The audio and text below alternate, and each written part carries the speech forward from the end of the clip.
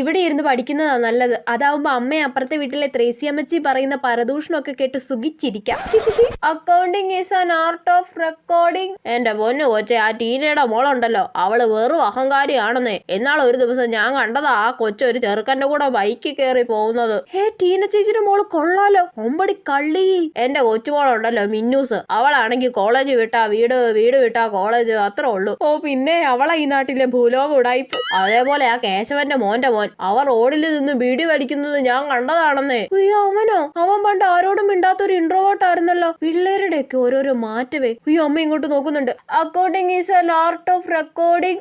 നീതുമോൾ ഇവിടെ ഇരുന്ന് പഠിക്കുവാ അല്ലയോ? അത് പഠിക്കുവൊന്നും അല്ല, നമ്മൾ ഇവിടെ നിന്ന് പറയുന്നതൊക്കെ കേൾക്കാൻ വേണ്ടി വന്നിരിക്കുന്നതാ. അയ്യോ അമ്മ കണ്ടുപിടിച്ച്. എടേ അകത്ത് കയറിപ്പോയിരുന്നു പഠിക്കണേ, അവള് ന്യൂസ് കേൾക്കാൻ വന്നിരിക്കുന്നു. ഒന്ന് ആസ്വദിച്ച് വന്നതായിരുന്നു. സാരമില്ല, അകത്ത് പോയി ജനലിന്റെ അടുത്ത് നിന്ന് ഒളിഞ്ഞു കേൾക്കാം. പിന്നല്ല എന്റെ ഓരോ അടവുകളെ.